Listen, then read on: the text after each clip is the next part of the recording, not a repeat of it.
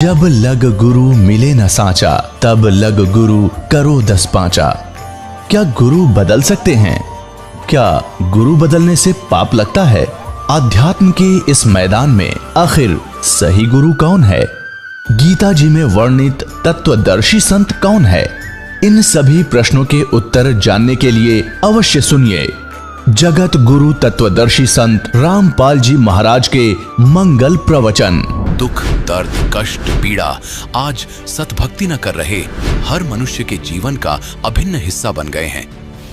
भक्ति तो आज सब कर रहे हैं, पर शास्त्रानुकूल भक्ति विधि न होने से उन्हें अपने जीवन में इसका खामियाजा भुगतना पड़ रहा है। आज हम आपको ले चलते हैं दिल्ली की रहने वाली कमला देवी जी के भक्ति सफर से रूबरू करवाने। बचपन से ही समाज में चली आ रही विभिन्न प्रकार की भक्ति साधनाएं की। 18 वर्ष तक परम सत्यार्थी जी को गुरु बनाया। दुखों से राहत पाने के लिए जिसने जिस देवी देवता की पूजा अर्चना बताई वो की, परंतु कोई राहत नहीं मिला। इसके विपरीत कमला जी की जिंदगी में दुख अनचाहे मेहमानों की तरह दरवाजा खटखटाने लगे। इनके 17 ऑपरेशन हो चुके थे, तरह तरह की बीमारियों से ग्रस्त थीं।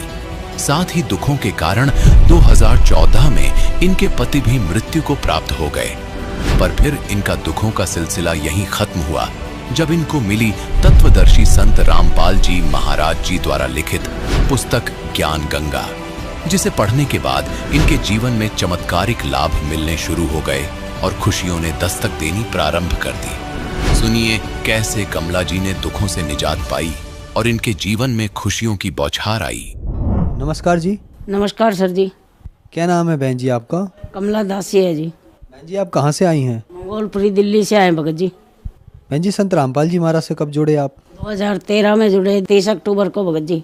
बहन जी संत रामपाल जी महाराज से जुड़ने से पहले क्या आप कोई भक्ति साधना भी करती थी? करते थे भगत जी। हम 35-40 साल से ज़्यादा राधा स्वामी में थे। चरण सिंह महाराज जी से नाम लिया था हमने, भक्ति करी उनकी हमने 35-40 साल, लेकिन उस भक्ति से हमारे को कोई लाभ नहीं हुआ। आज वहाँ से हम पछता के और फिर संत रामपाल महाराज जी के आश्रम में आए। हमारे को किसी भगत ने बताया, मिले हमारे को कोई भगत जी, उनका नाम है चड्डा साहब, हुकुम सिंह चड्डा। उन्होंने हमारे को बताया कि बेटे ये सच्चा ज्ञान है परमात्मा का, संत रामपाल महाराज जी का, आप यहाँ आओ। जी भगत जी, हमने उनकी भी सच नहीं मानी। फिर हमने खुद देखा टीवी में, तो हम कहते थे राधा स्वामी की बुराई कर रहे हैं, हम ये सोचते थे वैसे ही बोल रहे हैं। फिर हमने इनका ज्ञान समझा, पुस्तक पढ़ी, सारी पुस्तकें मिलाई, तो भगत जी आज हमारे को पता लगा कि संत रामपाल महाराज जी का ज्ञान पूर्ण परमात्मा का ज्ञान है, ये सच्ची भक्ति है। बहन जी हमने सुना है कि जो भी श्रद्धालु संत रामपाल जी महाराज से नाम दीक्षा लेते हैं उनको बहुत सारे लाभ प्राप्त होते हैं। आपने भी संत रामपाल जी महाराज से नाम दीक्षा ली, तो क्या आपको भी कुछ लाभ प्राप्त हुए? सर जी बहुत लाभ हुए हैं। मेरे घर वाले को 2014 में 10 अक्टूबर को पैरालाइज का अटैक पड़ गया था, बिल्कुल ख़त्म हो गए थे। बिल्कुल ख़त्म हो के उसके बाद हमारे बड़े बेटे ने, जो 30-35 साल पुराना हमारा फैमिली डॉक्टर था, उसके पास फ़ोन किए। उसने 20 फ़ोन काटे, जो कभी बंदा एक भी फ़ोन नहीं काटता था, उसने 20 फ़ोन काटे। तो बेटे के याद आई कि सतलोक आश्रम फ़ोन मिलाऊं। जब फ़ोन मिला तो किसी भगत ने फ़ोन उठाया वहाँ से, तो भगत ने कहा कि भगत जी बात नहीं हो सकती, परमात्मा का सत्संग चल रहा संत रामपाल महाराज जी का। उन्होंने कहा, बेटे ने मेरे ने रोते रोते, बड़े बेटे ने, ये भगत जी बात करा दो परमात्मा से, मेरे पापा ख़त्म हो चुके हैं पैरालाइज का अटैक पड़ के। तो भगत जी परमात्मा से बात कराई। परमात्मा ने कहा, बेटे बंदी छोड़, दया करेंगे, दंडवत करके अमृत जल और प्रसाद दे दे। तो भगत जी मालिक ने इतनी दया करी, संत रामपाल महाराज जी ने, इतने बेटे का फ़ोन भी नहीं कटा। इतने तो मेरे घर वाले ने यूँ कह दिया, बेटे मैं बाथरूम करने जाऊँगा। बाथरूम करके भगत जी गली में टहल के आया, गली से टहल के घूम घाम के फिर घर में आया। हमारे पूरे घर में रोआ राहट मच गया था, ख़त्म हो चुके थे, बिल्कुल एक मिट्टी पड़ी थी घर में। इतनी दया करी मालिक ने, मैं आपसे बता नहीं सकते। हमारा सारा कुनबा रोआ राहट मच गया था घर में। उसके बाद भगत जी सुबह गए सतलोक आश्रम, तो परमात्मा दर्शन देने आते हैं, सर पे हाथ रख के कहते हैं, कौन मरा है? अभी नहीं मरा है, भक्ति कर बेटे दब के। उसके बाद सर जी आपको क्या बताऊं, इतनी दूर बेटा खड़ा था, उससे क्या भक्ति कर बेटे, कौन मरे तेरा बाप। जो 3 हार्ट अटैक हो चुके थे, उससे पहले तो डॉक्टरों ने ये कहता था इतने जिएंगे, इतने ये दवाइयाँ खाते रहेंगे। आज 7 साल होने को है, भगत जी सारी दवाइयाँ छुट्टी हुई उनकी, 4 बार पैरालाइज हो लिया, 3 हार्ट अटैक, 7 अटैक कम नहीं होते भगत जी। आपको क्या क्या लाभ बताऊँ, चौथा अटैक ऐसा पड़ा था दिमाग पे जो याददाश्त ही चली गई थी उनकी, बिल्कुल यादगिरी नहीं थी कुछ भी, सब कुछ को भूल गए थे। आज बंदी छोड़ के इतनी दया संत रामपाल महाराज जी की कि सब कुछ उनको याद है, जो जिंदगी में पुरानी पुरानी बात हमारे याद नहीं, जो उनके याद है। आज मालिक ने इतनी दया कर रहे हैं, संत रामपाल महाराज जी ने पूरा जीवन दान दे रखा है। आज मालिक की दया से बिल्कुल ठीक है वो। मेरी छोटी बहू बिल्कुल अपाहिज हो चुकी थी, आज मालिक ने दया करी, जो कई लाख रुपए लगा के ठीक न हुई, आज परमात्मा की शरण में है, बिल्कुल अब कूदती फिरती है, चलती हैगी। राधा स्वामी की भक्ति करते थे जब हम, तो जब ये कैंसर हो गया था, ये निशान है मेरे गर्दन में देखो, ये इतना हो गया था। डॉक्टरों ने जवाब दे दिया था कि ऑपरेशन करेंगे ख़त्म हो जाएंगे। संत रामपाल महाराज जी से अरदास लगाई, आज बंदी छोड़ने बिना ऑपरेशन के ठीक कर दी हूँ। आँखों से अंधी भी हो गई थी, बिल्कुल 4-5 साल अंधी भी रही हूँ। 6 mm की पथरी थी मेरी पित्त की थैली में, वो गायब कर दी। 26 mm की पथरी मेरे घर वाले के थी, वो गायब कर दी। रसोड़ी थी कंधे में, वो गायब कर दी। बिना ऑपरेशन के ठीक करी संत रामपाल महाराज जी ने, हम दोनों तीनों जने। मालिक ने इतनी कृपा करी, आपने बता नहीं सकती। मैं भगत जी बताऊँ तो दिन रात बताने में ही जाएगा, इतने फायदे दिए। मैं शरीर से बिल्कुल बेकार हो गई थी, एक मुर्दा हो गई थी सर जी।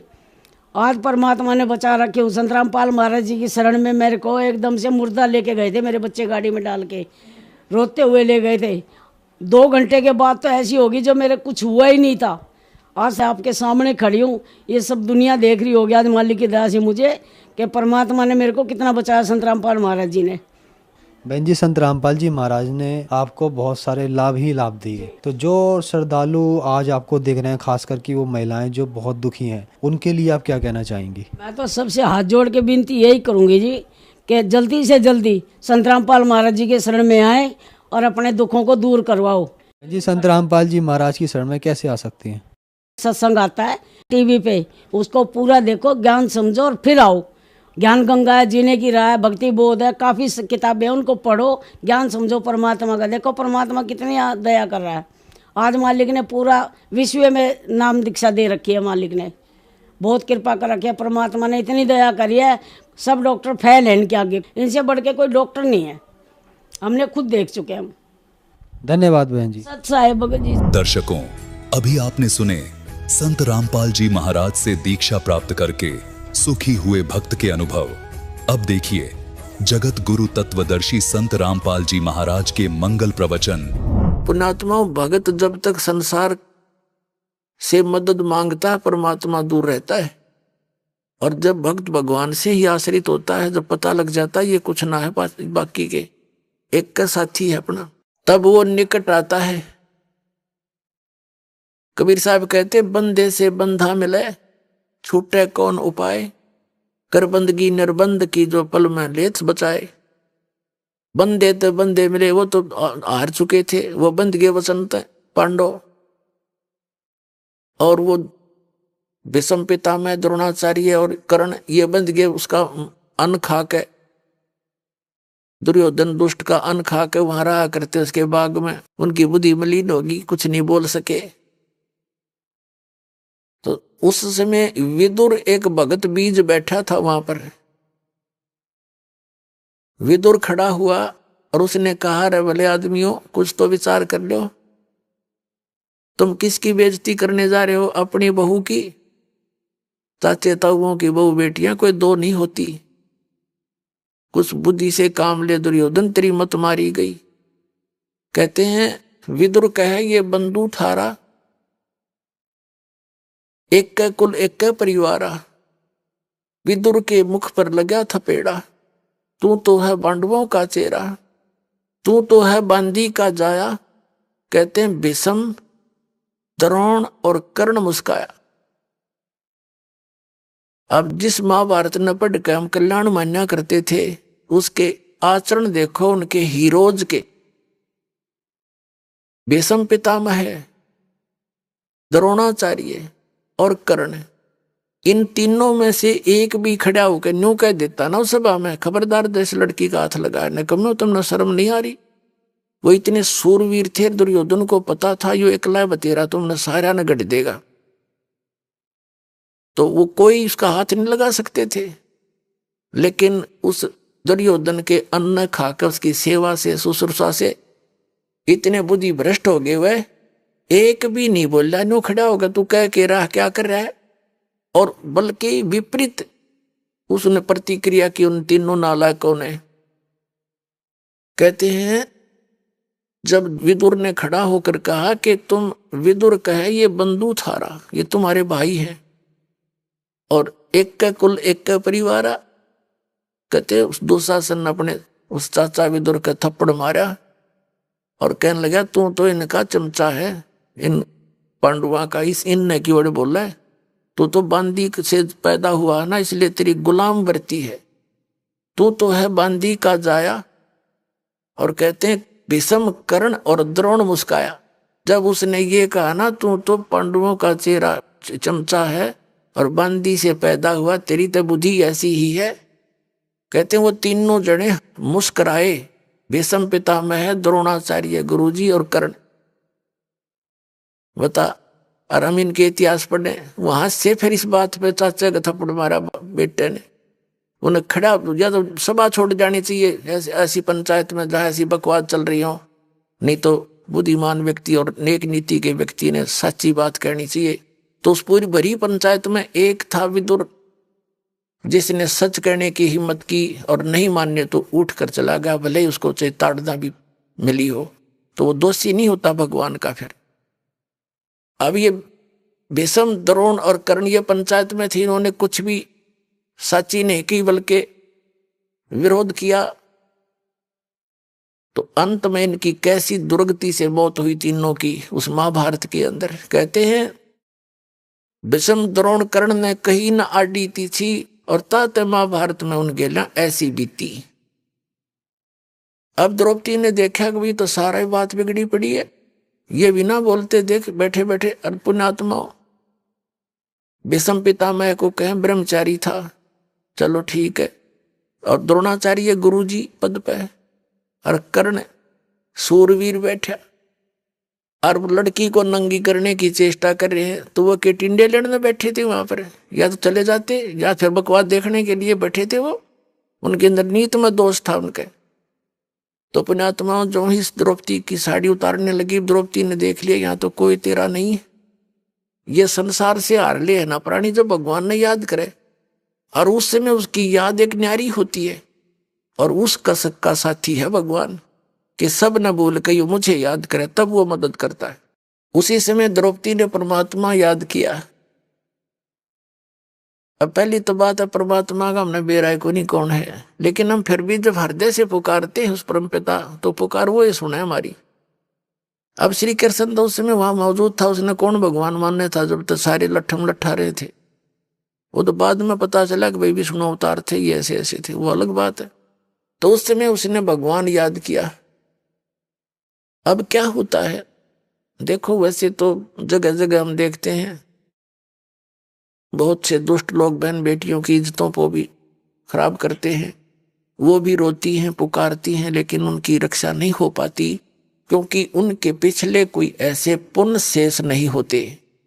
और इसी प्रकार द्रौपदी ने पुकार की तो उसका कोई पिछला पुण्य था, और परमात्मा को पता था कि इसके ऊपर एक ऐसी आपत्ति आवेगी। उससे पहले व्यवस्था कर गए दाता, एक अंधे महात्मा से वो चीर दिवा के उसे आशीर्वाद दिवा दिया। अब क्या होता है, हमारी पुकार यहां से जब हम हृदय से रोते हैं भगवान के दरबार में, धर्मराज के दरबार में जाती है। धर्मराज के दरबार में जब हमारी पुकार जाती है तो वहां जाते ही धर्मराज के दरबार में हमारी वो सीढ़ी चालू हो जाती है। अब धर्मराज देखता है कि इसके ऊपर कोई आपत्ति आई है, इसका कोई ऐसा प्रतिफल है, ऐसा पुण्य जिससे मैं इसकी रक्षा करा सकूं। तो वहां क्या देखा कि इसका तो इतना गजब का पुण्य है, किसने कपड़ा दे रखा है एक महात्मा को, इसके बदले में तो कुछ भी दिया जा सकता है।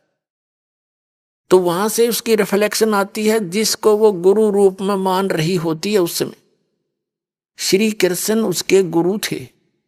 अब श्री कृष्ण तो अपनी रुक्मणी के साथ अपने महल में शतरंज खेल रहा था। भगवान शतरंज खेल लिया करें, अपनी पत्नी के साथ शतरंज खेल रहा था, और उस शतरंज में ऐसे डालते हैं पौ 12 पत कच्चे 12 पक्के 18, इस तरह बोलते हैं जो पासे डालते हैं। तो श्री कृष्ण ने यूं पासे डाले, पासे डालते हाथ ऐसे हो गया, आकड़ गए, और उसने कहा अनंत। अब रुक्मणी तेने सोचे थी पासे डाल के कोई मांगेगा, न्यू बोलेगा कच्चे 12 पक्के 18, वो ना बोलकर उसने कहा अनंत, जैसे एकदम करंट सा आ गया उसके शरीर में। अब रुक्मणी हाथ पकड़ के हंसने लगी, नहीं बोली हार गया ना कि अनंत अनंत कर रहा है, बोल के बोलेगा। तब वो कहने लगी अनंत क्यों कहा तूने? रुक्मणी कर पकड़ा मुस्काई, हाथ पकड़ के हंसने लगी और अनंत कहा मोकू समझाई। यू अंत क्यों कहा, मुझे इसके बारे में बताइए। ये सूक्ष्म वेद के अंदर परमात्मा ने यथार्थ ज्ञान दिया। पुण्यात्मा, आप अभी तक तो आपने अध खपड़ा सा ज्ञान सुन रखा था बस। ये है कंप्लीट स्पिरिचुअल नॉलेज जो आपके स्वरूप रू हो रहा है। रुक्मणी कर पकड़ा मुस्काई, अनंत कहा मोको समझाई। श्री कृष्ण कहते हैं दुशासन ने द्रौपदी पकड़ी, हमरी भगत सकल में सिखरी। अब उसमें रिमोट तो मालिक का बोल रहा था, उस समय कबीर भगवान का। उसने तो आप नहीं पता मैं क्या बोल रहा हूं। हमरी भगत पे छोड़ी हुई तो हमारा नाम न ले वह कोई, तंदे ही से पासा डारी। वो तो खेलने लग गया फिर वहां पर। और पहुंचे सूक्ष्म रूप मुरारी, कबीर परमात्मा पहुंचे।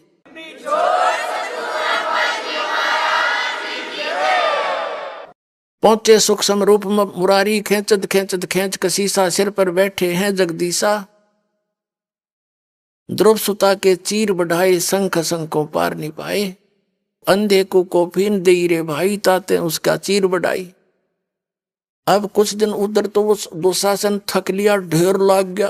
कहते हैं दुशासन 10,000 हाथियों का ताकत रखता था और द्रौपदी कमल का फूल जैसी थी। परमात्मा की आड़ में जीव नो सुरक्षित रहा करे। वो थक के पसीना पसीना होकर ढेर लग गया चीर का और बैठ गया मुंह लटका के, इतना योद्धा। तब वो चीर काट दिया गया और द्रौपदी को कह दिया गया तो आप जाइए। कुछ दिनों के बाद फिर श्री कृष्ण आए वहां पर। तब श्री कृष्ण जी से पूछा कि हे भगवान, मेरा कौन सा पुण्य मेरे आगे अड़ गया था जो मेरी इज्जत आपने ऐसी राख दी। ये भगत तो अपने गुरु ने कहा करे।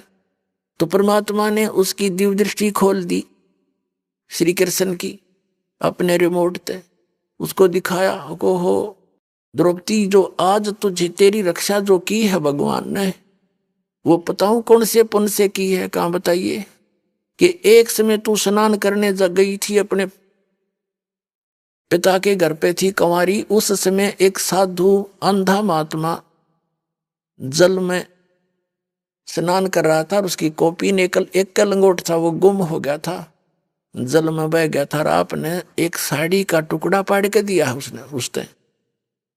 ये फिल्म चल पड़ती है ऐसी जिनकी दिव्य दृष्टि थोड़ी बहुत काम करने लग जाती है। तो उस कपड़े के बदले में तेरा यो ढेर ला दिया भगवान ने।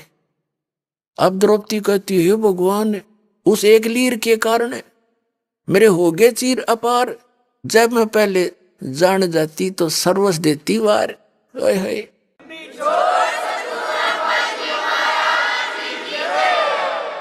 कि मेरे छोटे से कपड़े को देने से उस महापुरुष को और इतना प्रतिफल मिल गया मुझे। यदि मुझे पहले पता होता तो मैं पता नहीं के दान दे देती, क्या कर देती उस महापुरुष के लिए। तो पुण्यात्माओं, यहां अपने एक वचन सुना कि हमारी भगत पे छोड़ी हुई तो हमारा नाम ना ले वह कोई। तो परमात्मा कबीर परमेश्वर ही आपके साथ है तभी से। अब द्रौपदी चाहे किसन क्रेडिट दिए रहो, लेकिन तीनों लोकों में प्रवेश करके सबका धारण पोषण वो परमात्मा ही करता है, वही आकर रक्षा करता है। गरीबदास जी कहते हैं जगत का पेखना पेखा, धनी का नाम ना लेखा। हम एक दूसरे को क्रेडिट देते हैं, उसने यूं कर दिया, उसने ऐसे कर दिया। कहते जो करने वाला उसका कितना नाम जिक्र भी नहीं। जगत का पेखना पेखा, धनी का नाम ना लेखा। जो सब कुछ करा उसका तुम्हें पता ही नहीं, उसका जिक्र भी नहीं करते तुम। तो पुण्यात्माओं, ये परमेश्वर वो है जो हमारे पर आने वाली आपदाओं से बचाव के लिए पूर्व ही कुछ ऐसे क्रियाएं करा देता है, और फिर जब हम सीधे उससे जुड़ जाते हैं, जैसे अब तो सारी ये क्रिया वो होंगी जो आपके आने वाली आपदाओं को दूर करेगा दाता। अब तो शुरुआत होगी बिल्कुल खुल्लम खुल्ला। तो अब तो जो भी आप करोगे सीधी मदद होगी, पल पल पर मदद होगी। अब जो सच्चे मनते हैं, सच्चे दिलते हैं, समर्पित हो जाता है भगवान पर, सभी अन्य क्रियाएं छोड़ देता है। ये तभी आपको स्वीकार करेंगे जब आप अन्य साधनाएं त्याग दोगे और एक परमात्मा पर आश्रित हो जाओगे। एक कैसा दे सब सदै और सब साधे सब जावे, माली सींचे मूल को फिर फले फूले अगावे। बुद्धिमान व्यक्ति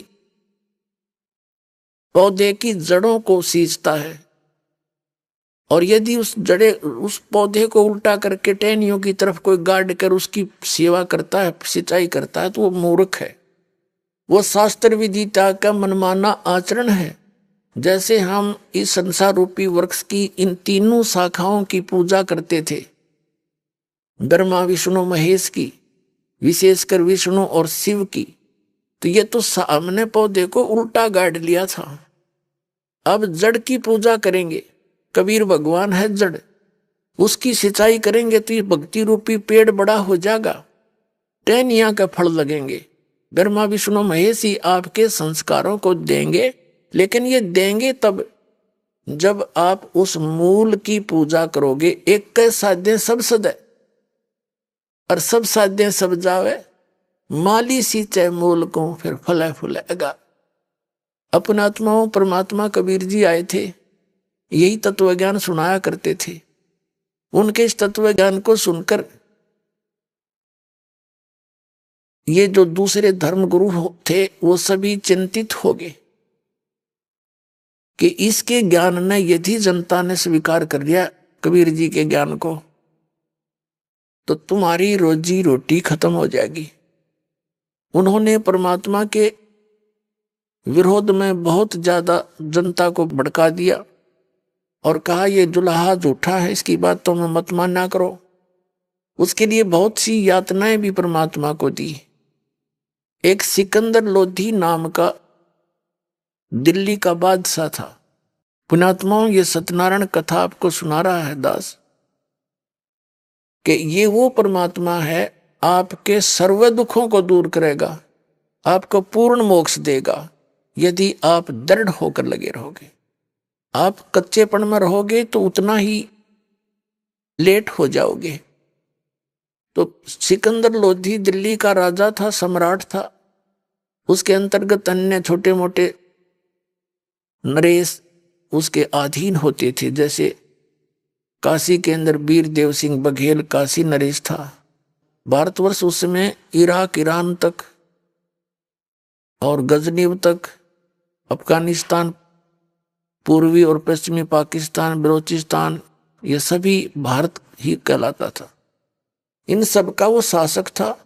उसको भयंकर रोग हो गया, ऐसा दे रोग जलन का हो गया। जलन का रोग इतना भयंकर होता है जैसे किसी के हाथ पे कोई उबलती हुई चाय गिर जा या पानी गिर जाता है, फिर वो कितनी पीड़ा होती है।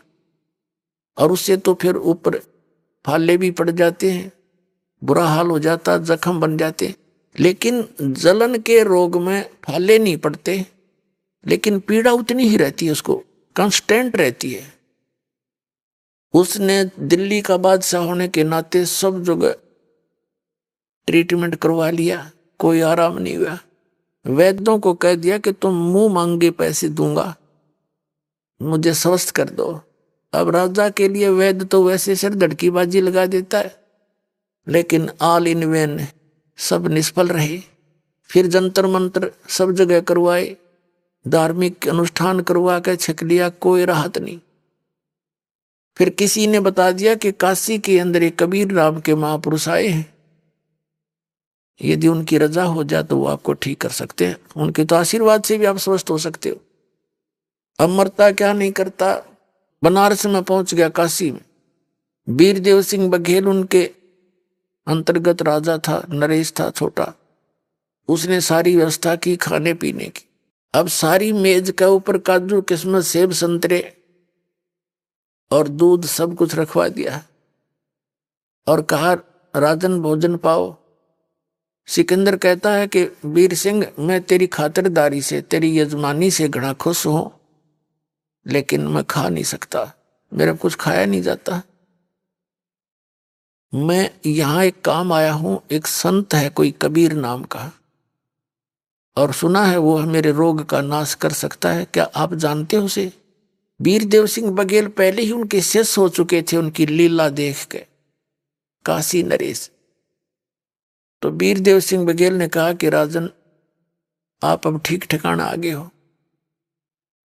ये परम संत परमात्मा आए हुए, अपने आत्माओं ऐसे कहने से असर नहीं होता, जब स्वयं बीतले है ना, जब जच्चा सचमुच या तो सच्ची कह रहे थे। कहने का भाव ये है कि सिकंदर लोधी ने कहा कि उनको बुलाकर लाओ, मैं बहुत दुखी हूं। अब वीरदेव सिंह बघेल के सामने समस्या आ गई कि यो राजा दिल्ली का सम्राट और मैं इसका नौकर, यदि मना करूं तो बात बिगड़गी, और यदि बाई ऑर्डर अपने गुरुजी को बुलाऊं तो मेरा सारा भक्ति नाश हो गया।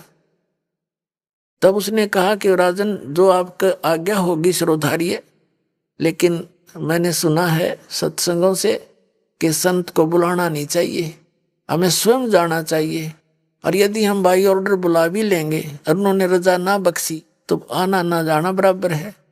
तो सिकंदर लोधी ने कहा आप बिल्कुल सही कह रहे हो, चलो हम चलते हैं। जब 800 किलोमीटर आ गया दिल्ली से तो और चलते हैं। तो शाम का समय था। शाम के समय कबीर परमेश्वर जी स्वामी रामानंद जी के आश्रम में आते थे आरती के समय। सिकंदर लोधी और वीरदेव सिंह बघेल, काशी नरेश, ये दोनों सब राजा स्वामी रामानंद जी के आश्रम के सामने पहुंचे। वहां एक पहरेदार बैठा था, गेट कीपर, सेवादार। उसे कहा कि वीर सिंह ने पहले ही आगाह कर दिया कि महाराज जी से आज्ञा लेकर आओ कि दिल्ली के बादशाह सिकंदर लोधी आए हैं और कबीर जी से मिलना चाहते हैं। तो जो गेट पर रहता था सेवादार, उसने कहा कबीर साहब अभी आए नहीं है। तो उन्होंने पूछा क्या कब आएंगे? कि आएंगे अवश्य, पर ये नहीं कह सकते कब आएंगे, आरती से पहले आते हैं, अभी समय है आरती में घंटा आध घंटा। तो वीर सिंह ने कहा कि स्वामी रामानंद जी से कहो कि दिल्ली के बादशाह सिकंदर लोधी आए और जब तक कबीर साहब आएंगे तब तक इंतजार करना चाहते हैं। अब द्वारपाल ने जाकर कहा कि महाराज जी ऐसे ऐसे दिल्ली के बादशाह सिकंदर लोधी आए हैं और आपके यहाँ आश्रम में कुछ देर बैठना चाहते हैं, जब तक कबीर साहब आए उसका इंतजार करना चाहते हैं। स्वामी रामानंद जी थे, वो पहले तो सभी अन्य कास्ट वालों से, जैसे जुलाहों से, चमारों से, अन्य सभी से वो अपने को दूर रखता था, उनको छूने नहीं देता था, उनको दीक्षा भी नहीं देता था, आश्रम में भी आना अलाउड नहीं था। कबीर परमात्मा ने उसकी वह फड़क निकाल दी थी। उसके बाद वो अन्य जाति वालों हिंदुओं को तो दीक्षा देने लग गया था, लेकिन मुसलमानों से नफरत फिर भी करता था। अब परमात्मा कबीर जी एक तीर से कई शिकार करते हैं। उधर से रामानंद जी को भी अभी 50% भगत बना था, वो उसको भी भगत बनाना था। और सिकंदर लोधी यदि सीधा जाकर परमात्मा मिल लेते, और वो क्योंकि उसके हृदय में जगह थी नहीं, होते कहे जे डॉक्टर आया था उसके पास, झाड़ा ला देगा मैं चाल पड़ूंगा। और वो चाहते थे कि इसमें भक्ति प्रवेश करूं, और भक्ति प्रवेश उसके अंदर होती हो जो कति आधीन हो जाता है। सिकंदर लोधी को आधीन बनाना था। अब उस सेवादार ने जाके कहा स्वामी रामानंद जी से कि ऐसे ऐसे एक सिकंदर लोधी दिल्ली के सम्राट मुसलमान बादशाह आए हैं, आपके आश्रम में कुछ दिन रुकना चाहते हैं, कुछ देर। रामानंद जी ने कहा कि उसको कहो बाहर बैठ जाए, इन मलेच्छों के लिए इस आश्रम में जगह नहीं है, मुसलमानों के लिए। अब उस आवाज को सिकंदर लोधी भी सुना था, क्योंकि साथ ही कोने में साइड में महात्मा का वहां आसन था। बाहर आंगन में कुटिया से बाहर सिकंदर लोधी का उसी समय तन मन में आग लग गई कि यो किसा महात्मा सरफरा क्या बोल रहा है ये। और उधर से आकर उस सेवादार ने कहा जी आपकी मनाही होगी क्योंकि आप मुसलमान हैं, इस आश्रम में आना अलाउड नहीं है, आप बाहर ही बैठो। अब दिल्ली का सम्राट और जिसने ये वचन सुन जा तो वो तो अपने जीवित मौत समझता है, निकाल के तलवार और अंदर घुस गया। हिब कौन रोका उसने।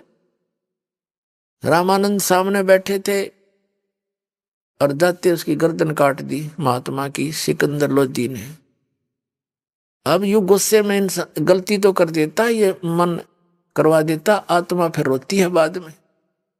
जब वहां ये करके गलती वापस चलन लगा, कहा वीर सिंह चल वापस, मेरे भाग में यो संकट निवारण था नहीं, एक पाप और कर लिया मैंने। अब करके गलती खूब पछता लेता ये आत्मा, मन गलती करवा देता अभिमानवश या कोई सर्कमस्टांस बना के। अब वीर सिंह के बोले वापस चल पड़े। वो जो ही आश्रम से बाहर निकले सामने कबीर परमात्मा आ रहे थे। उस वीर सिंह ने कहा कि महाराज जी तो ये आगे। अब वीर सिंह जी तो उनके शिष्य थे, दंडवत प्रणाम किया। अब सिकंदर लोधी ने पता था कि परम संत बतावे सिद्धि वाला, अरे तन्ने डबल गलती कर दी, तन्ने जो है ना उसके गुरु जी को मार दिया और प्रणाम ना करेगा तो तेने पता नहीं के श्राप दे देगा। डरते ने उसने भी प्रणाम करी।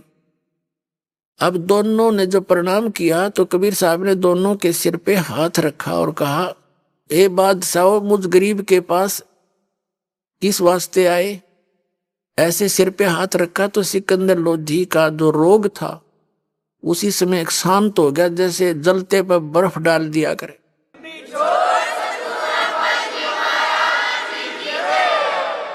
तो सिकंदर लोधी ने कहा पक्की जचगी के संत नहीं हो तो अल्लाह है। चरण पकड़ दिए, रोए रोए। तो परमात्मा ने कहा उठो राजन। सिकंदर लोधी कहने लगे भगवान मुझे माफ कर दो, अल्लाह की जात मुझे माफ कर दो। तो परमात्मा ने कबीर जी ने कहा कि क्या बात है, माफ कर दिया, उठो कि नहीं, मैंने बहुत घोर अपराध कर दिया, क्षमा करो मुझे। परमात्मा ने कहा कबीर जी ने कि कुछ भी तेरा दोष है, अपराध है, सभी अक्षमा कर दिया। वो तो जानी जान थे, उठो बैठो एक बार रो ना। तब उन्हें रोते रोते बताया कि मैं आया था इस वास्ते और स्वामी जी ने ऐसे ऐसे वचन बोल दिए, मैं सहन नहीं कर सका, या मेरी दुर्मति थी और मैंने आपके गुरु जी की हत्या कर दी, मुझसे गलती बन गई। परमात्मा ने कहा कि तेरी गलती नहीं है, इनका संस्कार ही ऐसा था, आपके हाथों ही इसकी मृत्यु थी, ये तो लेख लिखे हुए थे, इसमें कौन रोक सकता है, आप चिंता मत करो। अब सिकंदर लोधी ने सोचा रे तेरा गजब भैया, गुरु जी की मौत हत्या कर रखी, इतना शांत बोल रहा है तो सचमुच भगवान है। कहने लगे आजा तू जाइए ना सिकंदर। परमात्मा बोले अभी जाना नहीं, इनका अंतिम संस्कार करा के जाना, नहीं तो लोग थूकेंगे तेरे को, निंदा का पात्र बन जाएगा।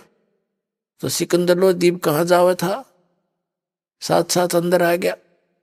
अंदर आते ही जितने भक्त आश्रम में रहते थे कबीर जी के पास आए दौड़े दौड़े कि सिकंदर लोधी आया था, गुरु जी मार दिए। पीछे देखा सिकंदर फिर आने लग रहा, सब डर गया क्यों, तो फिर आ गया। सारे शांत हो गए। परमात्मा बोले भाई कोई किसे नहीं मारता, गुरु जी का संस्कार इन्हीं के हाथों था, इनका कोई पिछला संस्कार था, इसने अपना पूरा कर लिया, बात बढ़ाया नहीं करते, और चलो अपना काम करते, अंतिम संस्कार करते हैं। तो क्या किया परमात्मा ने, दंडवत प्रणाम किया। किसको, जो सौ पड़ा था रामानंद जी का, गर्दन अलग थी, धड़ अलग से पड़ा था, उसके ऊपर कपड़े डाल रखा था। तो परमात्मा ने अपना गुरु जी के रूप में प्रणाम किया और कहा गुरुदेव एक बार उठियो, आरती करेंगे। और देखो सिकंदर लोधी दिल्ली के राजा आपके दर्शनार्थ आए। परमात्मा ने ऐसा कहा था, वो सिर उठ के और धड़ पे जुड़ गया।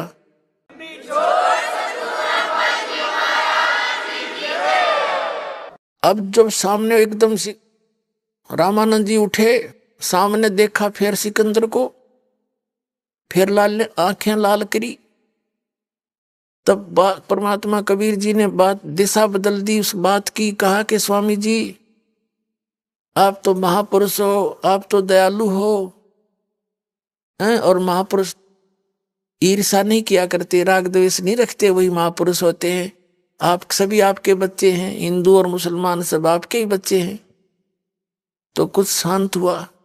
फिर उसने नीचे देखा, उसने देखा कि मेरी तो मृत्यु हो गई थी और उसके शरीर से आधे हिस्से से दूध की धारा निकली थी, सिर कटा जब, और एक धारा निकली थी खून की, रक्त की। तब उस स्वामी रामानंद जी ने परमेश्वर कबीर जी से पूछा कि हे परमात्मा, एक बात बताओ, मेरा सिर कटा और इसमें से रक्त की धारा भी निकली, दूध की, इसका कारण बताओ। तो परमात्मा ने कहा कि स्वामी जी, पहले आप अपने आप को ब्राह्मण होने के नाते घना श्रेष्ठ मानते थे, तो आप 100% रॉन्ग थे, 100 के 100 गलत थे, आप बेसिक महात्मा बने फिरो थे। और फिर आपने हिंदू समाज के अन्य सभी वर्ग के वर्ण के व्यक्तियों को स्वीकार कर लिया, आप 50% शुद्ध हो गए। अब अभी भी आप मुसलमानों को अलग मानते हो, ये भी तो उसी परमात्मा के बच्चे हैं, आप ही के बच्चे। संत में इतना दोष होना चाहिए, इसलिए आप 50% शुद्ध हुए, 50% नहीं हुए। और जब तक शुद्ध नहीं होगे भक्ति मोक्ष मिले नहीं। अब वो तो मोक्ष के लिए ही मर रहा था बेचारा, 16 साल की उम्र से गोड्डे रगड़ रहा था। और फिर ये ज्ञान जब सुना तो खड़ा होकर उस वृद्ध व्यक्ति ने सिकंदर लोधी बादशाह को सीने से लगा लिया कि बेटा मेरे से गलती बन गई।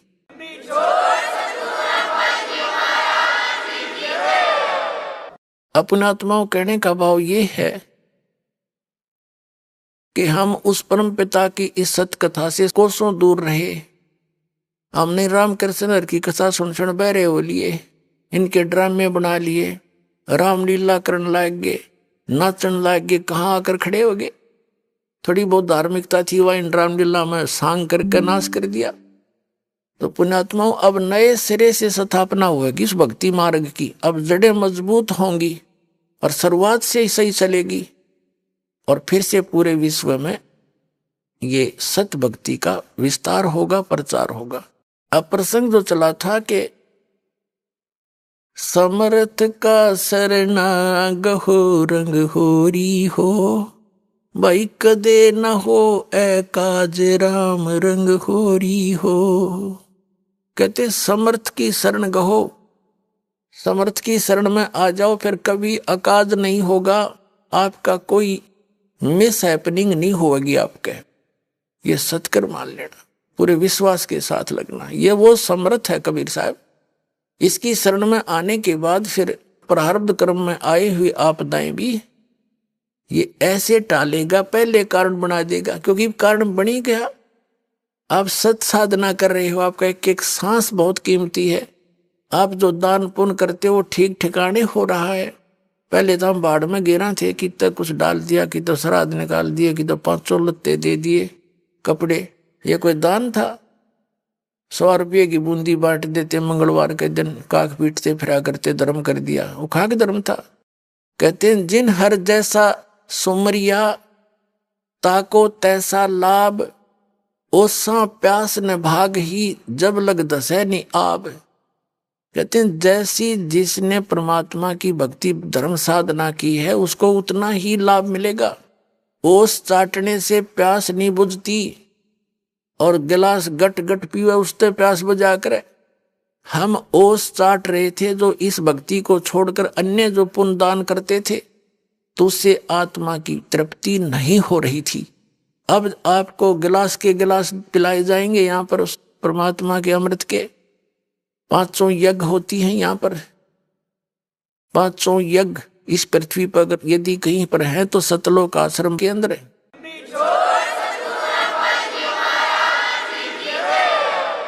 एक यज्ञ है धर्म की, दूसरी यज्ञ है ध्यान, और तीसरी यज्ञ हवन की, चौथी यज्ञ परिणाम, और 5वीं यज्ञ है तत्व ज्ञान।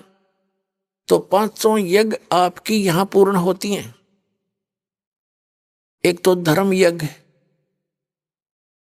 जैसे आप यहाँ आते हैं, क्योंकि यहाँ कोई भोजन के लिए नहीं आते बच्चे, बहन बेटियां भाई, परमात्मा के लिए आते हैं। और भोजन तो शरीर की आवश्यकता, ये तो आवश्यक है। तो यहाँ जो किया गया दान आपका मर्यादावत दान है। और फिर इस दान से फिर हर तरह की यहाँ पर कोई प्रचार में उसी का अंश लगता है, भोजन भंडारे में लगता है, ये रजाई कंबल मंगाने के लिए लगता है, शेड झोपड़ी डाली इसके लिए लगता है। तो ये सब तरह का आपका सामूहिक लाभ आपको प्राप्त हो रहा है। ये तो धर्म यज्ञ।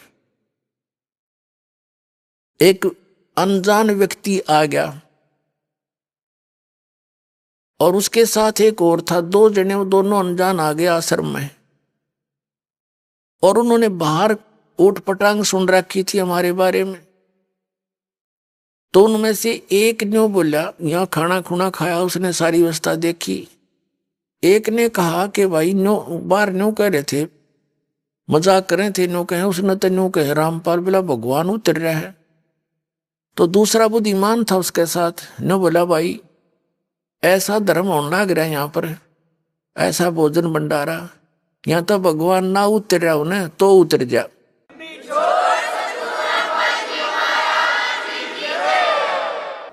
और उसने क्या उदाहरण दिया कि पहले पुराने समय में हमने देखा 2 मन चावल बनाया करते धर्म के नाम पे, और वर्षा हो जाया करती, मीठे चावल बना के खाया करते गांव में हैं। और यहाँ तो भाई कमाल हो रहा है, ये तो भंडारा के कुछ आज तक हमने देखा है नहीं सा, जो मांगे हुआ वही वस्तु उपलब्ध है, छक छक खाओ, कोई वो खाओ, कोई पूछताछ नहीं।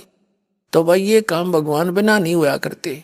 तो पुण्यात्मा सत्कर मान लेना, जो धर्म और जो व्यवस्था यहाँ पर हो रही है ये विश्व में नहीं है। और ये कबीर भगवान बिना नहीं हो सकती, वो कबीर परमात्मा कर रहे हैं, हम तो दास है उनके, हमें तो निमित्त बना के बैठा रखा आपके लिए। लेकिन सारा कुछ वो परमात्मा आप अपने बच्चों के लिए कर रहा है। पूरा विश्व उसके बच्चे हैं, पूरे विश्व कीड़ी से लेकर हाथी सब जूनी में जितने कष्ट पा रहे हैं सब के लिए चिंतित है। अब ऐसा मुहिम चली है या ये फिक्स टाइम है परमात्मा का। अब जैसे जगह जगह मोबाइलों में आप परमात्मा की वाणी आरती मंत्र चल रहे हैं, कोई खेतों में कर रहा है, कोई मजदूरी कर रहा है, कोई दुकान पर, कोई अपने नौकरी पर, तो सब जगह ये वाणी परमात्मा की चलती है, आरती होती है, तो पड़ोसियों को भी लाभ होता है इसका। अब जैसे कोई घर में हलवा बनावे, हलवा पड़ोसी को खाने को, साथ वाले मकान को खाने वाले को नहीं मिलता, तो महक तो बढ़िया मिला है उसने तो एक कोई गोबर गिर रहा है उसके अंदर, उसकी बदबू पड़ोसिया ने विशेष दर अपने आप को भी हानि करे।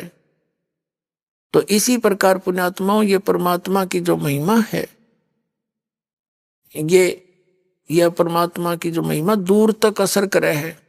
ये चींटी, हाथी, इन सब जीव जंतुओं पर भी इसका प्रभाव होता है।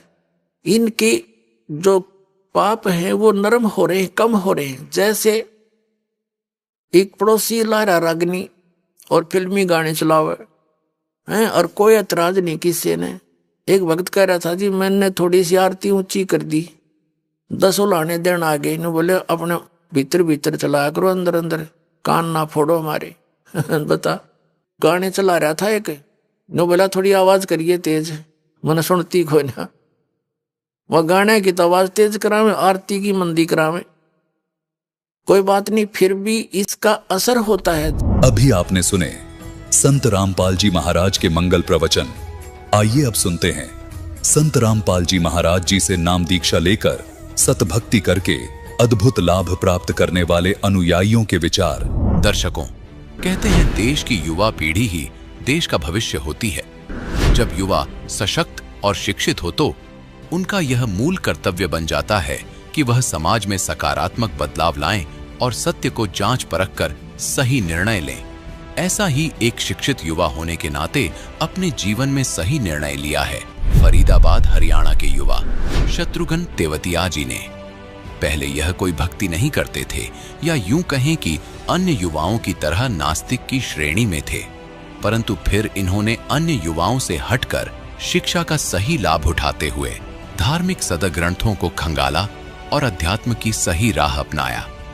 शत्रुघ्न जी ने संत की पहचान उसकी वेशभूषा और सुनी सुनाई बातों से न कर उनके सच्चे ज्ञान से की और तत्वदर्शी संत रामपाल जी महाराज जी को गुरु बनाया, जिसके फलस्वरूप इन्हें शिक्षा का सही लाभ भी मिला, या यूं कहें परमात्मा की विशेष कृपा से इनके जीवन में चमत्कारिक लाभ भी आए। अब आप स्वयं सुनिए भगवान के अस्तित्व को पहचान कर सत्य मार्ग पर चल रहे इस युवा के अनुभव की ये प्रेरणादायक कहानी। सर नमस्कार। नमस्कार सर। सर क्या नाम है आपका? शत्रुघ्न तेवतिया। सर कहाँ से आए आप? सर फरीदाबाद, हरियाणा। सर हम आपसे जानना चाहेंगे कि संत रामपाल जी महाराज से नाम दीक्षा आपने कब ली? सर मैंने नाम दीक्षा ली थी 2013 जनवरी 31 तारीख को। संत रामपाल जी महाराज से नाम दीक्षा लेने से पहले क्या आप कोई भक्ति करते थे?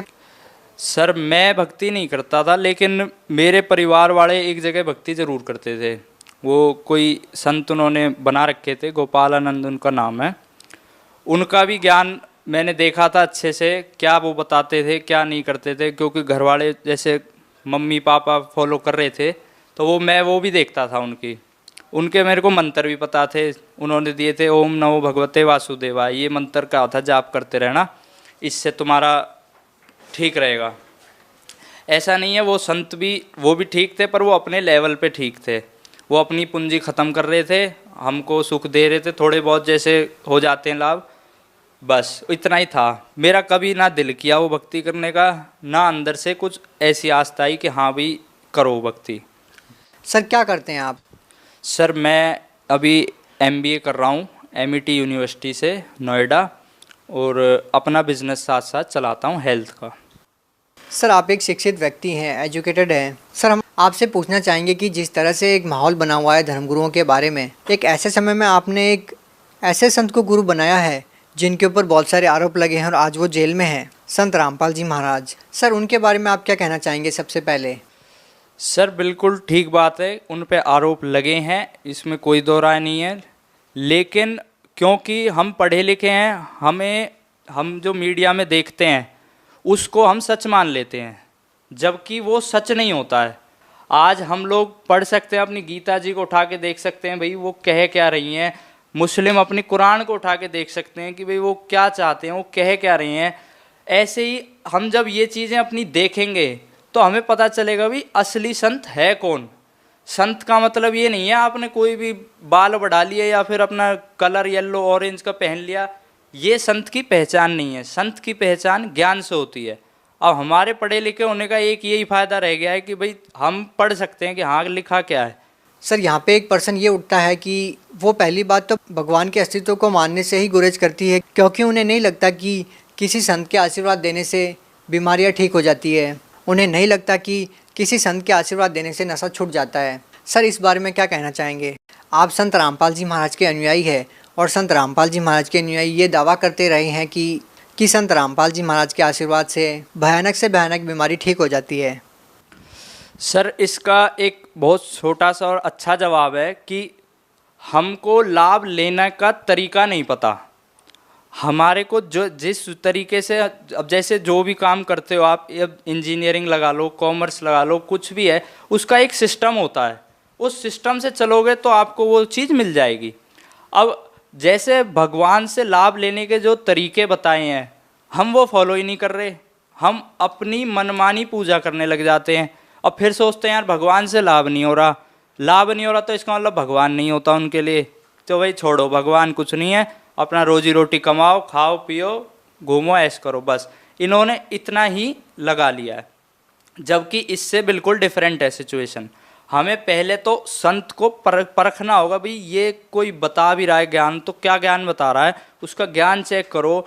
अब मैं जैसे संत रामपाल जी के लिए बताऊंगा, वो हर धर्म गुरु और जितने धर्म हैं इनके बारे में खुले में नेशनल टीवी पे आके सबूत के साथ बताते हैं कि भाई देखो इनका ज्ञान गलत है। किसी और संत ने तो कोशिश ही नहीं करी। आज की डेट में आप देख लो, मीडिया में देख लोगे, न्यूज़ में कोई टिप्पणी भी नहीं करना चाहता किसी संत के ऊपर। उन्हें पता है कि तुम उल्टे मार खाओगे अगर तुम बोल दो, क्योंकि तुम्हारे पास भी झूठ है और अगला भी ऐसी बैठा है।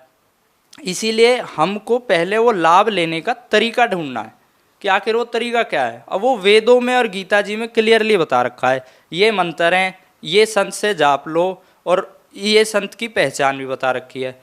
तो हमको वहीं जाना चाहिए, वो ही करना चाहिए। वो करेंगे तो आज लाखों लोगों को लाभ हो रहा है। किसी के सिर्फ एक आशीर्वाद देते हैं परमात्मा गुरु जी, तो संत रामपाल जी के उस आशीर्वाद से ही कैंसर ठीक हो जाते हैं। ऐसे कितनों से मैं भी मिलवा सकता हूँ, मेरे साथ भी ऐसे कई लाभ हुए हैं। सर आपसे जानना चाहेंगे कि संत रामपाल जी महाराज से नाम दीक्षा लेने के बाद आपको क्या लाभ मिले हैं? सर मेरे को सबसे पहले तो ये लाभ हुआ है कि अपने अंदर की शांति मिली है ये भक्ति करने से। दूसरी चीज़, मैं कई ऐसे विकारों से अलग हो गया हूँ। मैं कोई नशा नहीं करता था कभी से, ना मैंने कभी कोई अंडा ये सब खाया, मांस वगैरह। लेकिन मैं जिस ग्रुप में बैठता था वहाँ सारे लड़के ये ज़रूर करते थे। अब मैं मजबूरन, मेरा कहीं ना कहीं ये सहयोग ज़रूर बन जाता था कि ला के देना पड़ जाता था, बस इससे ज़्यादा मेरा कोई ऐसा सहयोग नहीं था। परमात्मा की दया ऐसी हुई मेरे ऊपर, वो सारे लोग भी अलग हो गए और मेरे को इतनी शांति मिली वहाँ से अलग होने से, उन लड़कों से। अब मेरे को बीड़ी तक की जो स्मेल भी आ जाती है ना, तो भी मैं उस आदमी को भगा देता हूँ, भाई तू यहाँ से चले जा, मेरे से नहीं झिलेगा ये। और मैं दोस्ती भी ख़त्म कर देता हूँ, यार जो आदमी गलत काम नहीं जोड़ सकता वो दोस्ती क्या निभाएगा, मैं उनसे भी अलग हो जाता हूँ बिल्कुल। मेरे को फिर दूसरे लाभ ये हुए, मेरे पढ़ाई में बहुत लाभ हुए। मैं क्योंकि एक ऐसी फैमिली से हूँ, ऐसे परिवार से हूँ, किसान टाइप से हूँ, मेरे को पढ़ाई लिखाई में कभी से इंटरेस्ट नहीं था पढ़ने में, ना मैं पढ़ता था इतना, ठीक है थोड़ा बहुत हो गया, 50-60% आगे बहुत था अपना। परमात्मा की दया से मेरा वो इंटरेस्ट उसमें बना। मैं आज की डेट में जहाँ मेरे 50% भी मुश्किल से आते थे, मैं 70 से 75% ईजीली ले आता हूँ, कोई भी टेंशन नहीं होती और समझ आने लग गई हैं चीज़ें। दूसरी, जब मैं एक बार अपने कॉलेज से अमृतसर जा रहा था, वहाँ पे बाइक से जा रहे थे, मेरे पे बुलेट बाइक थी, 2 बंदे हम थे और 2 दूसरी बाइक पे थे। हम अमृतसर घूमने गए थे, तो जब वहाँ से लौट रहे थे, हाईवे के ऊपर करीब करीब 100 की स्पीड थी मेरी बाइक की। इस बात का गवाह मेरे दोस्त भी है, मैं उससे भी उसका भी बता सकता हूँ। हम दोनों जब 100 की स्पीड पे चल रहे थे सामने से, तो डिवाइडर पे से एक औरत उतर के और बाइक के बिल्कुल सामने आ गई। अब वो इतनी दूरी पे थी जितनी मुश्किल से मुश्किल 5 फुट, इतनी दूरी पे ना तो उसका पता चलता वो कहाँ गई और ना हमारा पता चलता हम कहाँ गए। लेकिन परमात्मा की, संत रामपाल जी महाराज की इतनी दया हुई, उस लेडी में ऐसा धक्का मारा उन्होंने कि वो 3 फुट इस तरफ हो गई और मेरी बाइक उसके बिल्कुल छू के गई। यहाँ तक कि उस लेडी के बाल मेरे पीछे जो बैठा था लड़का, उसके मुंह पे भी लगे। उसके बाद वो भी मेरे से कहने लगा कि भाई आज तेरे गुरु ना होते ना तो हमारी दोनों की जान गई थी। और फिर मेरे परिवार में भी लाभ हुए हैं। जैसे मेरे मम्मी को हुआ एक, वो अपने घर पे अपने बरामदे में बैठी हुई थी, आगे से सामने वाले घर के आगे गाड़ी खड़ी हुई थी, सामने हमारे अड़ोसी पड़ोसी हैं जो उनका लड़का बैठा था, वो गाड़ी में गाने वाने सुन रहा था और उसने अपना वो और बिठा लिया जो सर्वेंट उनके घर पे काम करता है साइड में, उसने वो ड्राइवर सीट पे उसको बिठा लिया, खुद कंडक्टर पे बैठ गया। ठीक है, अब गाने सुनते सुनते उसने क्या किया, गाड़ी स्टार्ट थी ताकि बैटरी ना ख़त्म हो, गाड़ी स्टार्ट कर ली उसने। ठीक, उस जो सर्वेंट ने बैठा था उसको ना तो समझ आता गाड़ी कैसे चलाते हैं, ना उसको कुछ पता, उसका पैर रेस पे लगा और गाड़ी गियर में थी। गाड़ी पूरी ये लगा लो 180 डिग्री घूम के हमारे घर में घुसी। हमारा लोहे का गेट है इतना बड़ा, वो तोड़ दिया, वो अलग जाके गिरा और सीधी मम्मी के ही ऊपर आ रही थी। इस बात को सीसीटीवी में भी रिकॉर्डेड है हमारे वहाँ और कई लोग गवाह भी हैं। और मम्मी को ऐसा लगा जैसे किसी ने उठा के साइड में फेंक दिया है। वो पार्क में जाके गिरी और वो गाड़ी हमारे ड्राइंग रूम की दीवार तक को तोड़ चुकी थी, अंदर तक। ये तो एक परमात्मा ने बहुत बड़ा लाभ दिया वहाँ पे हमें। फिर मेरे पापा बाहर रहते हैं, बाहर जॉब करते हैं वो वहीं पे नाइजीरिया में। उनको वो जिस अपार्टमेंट में रहते थे वो 3 स्टोरी अपार्टमेंट था, उसमें ऊपर वाला जो स्टोरी थी वो खाली पड़ी थी, उसमें कोई नहीं रहता था। नीचे वाले में पापा रहते थे अकेले और उनके जो 1-2 ड्राइवर वगैरह बस। वो जब नहाने के लिए अपने बाथरूम में गए थे तो वहाँ एक शावर वाला होता है छोटा सा, जिसको पकड़ के आदमी आराम से नहा लेता।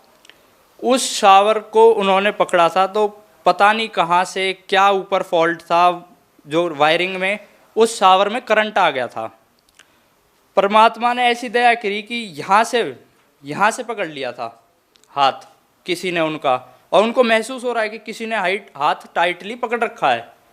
उसके बाद निशान तक रह गया था उनके, करंट सिर्फ और सिर्फ इतने हाथ में था, इससे आगे पूरी बॉडी में कोई करंट नहीं। उसके बाद उन्होंने लकड़ी का डंडा उठाया और उस शावर को छोड़ा, और ये हाथ उनका अगले 1-2 घंटे तक काम भी नहीं किया था। ये तो उनको बहुत लाभ हुआ। ऐसी मेरी दादी हैं, वो उनको नाम उन्होंने भी ले रखा है, पर वो क्योंकि बहुत एज्ड हैं तो भूल जाती हैं वो कोई भी चीज़। उनका पैर टूट गया था तो उसका ऑपरेशन होना था, यहाँ RR हॉस्पिटल आर्मी का है दिल्ली में।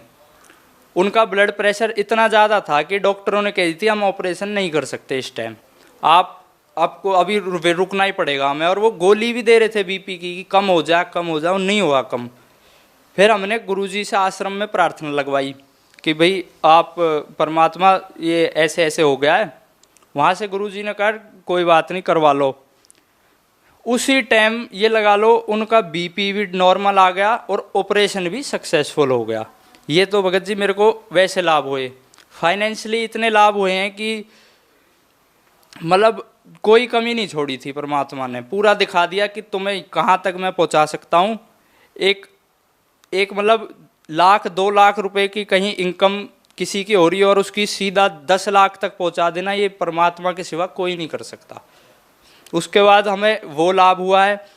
फिर हमारे घर में आपस में झगड़े ख़त्म हुए हैं, कई आपस में बिल्कुल प्यार से रहने लगे हैं। और लोग भी हैं जो आके देखते हैं, हाँ भाई तुम्हारा तो यार नियम ऐसे हैं, तुम कैसे कर लेते हो, तुम्हारा तो ले नहीं सकते, दे नहीं सकते। फिर उन्हें समझाते भी हैं, वो भी समझते हैं हाँ भाई बात तो तुम्हारी लॉजिकल तो ठीक है कि हाँ ऐसे नहीं करना चाहिए। पर यही है वो क्योंकि अभी मीडिया और इन्होंने ऐसा दिखा रखा है कि वो भी मानने में उनको टाइम लग रहा है। सर, आप उन युवा लोगों को क्या कहना चाहेंगे जो लोग कहीं ना कहीं मीडिया की खबरों से विचलित होकर के संत रामपाल जी महाराज को समझने में देरी कर रहे हैं, कहीं ना कहीं भूल कर रहे हैं वो उनको समझने में? आपकी बातों से लगता है कि आप सही कह रहे हैं। आप उन लोगों को क्या संदेश देना चाहेंगे, कैसे उनको समझाएंगे? जी, मेरे खुद के कई ऐसे दोस्त हैं जो मेरी ही उम्र के हैं और इस बात पे मेरे से काफ़ी बार उनकी चर्चा भी हुई है कि भाई ये आखिर शत्रुघ्न तू इतना समझदार लड़का है, तू इनको क्यों मानता है? फिर मैं उनको समझाने बैठता हूँ, भाई देखो तुम, वो कहते हैं यार ये भक्ति वक्ति तू अभी क्यों कर रहा है, बुढ़ापे में कर लियो। मैंने के बुढ़ापे में चलने जोगे नहीं रहोगे तुम, भक्ति तो बहुत दूर की बात, ऐसी दुर्गति होगी अपने घर के बूढ़े देख लो। फिर वो कहते हैं यार कह तो सही रहा पर अभी हमें ना काम धाम और इनमें लगे रहने दे। मैं उनको खूब समझाता हूँ, मैंने कि यार तुम एक बार ज्ञान समझो, सत्संग देखो, 10 दिन 15 दिन सत्संग एक बार देख के देखो, ना अच्छा लगे मत देखना भाई, कम से कम कोशिश तो दो, ट्राई तो दो।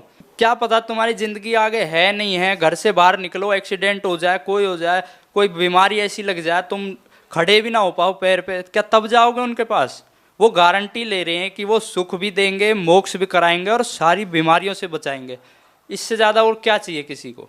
धन्यवाद आपका। सच साहब।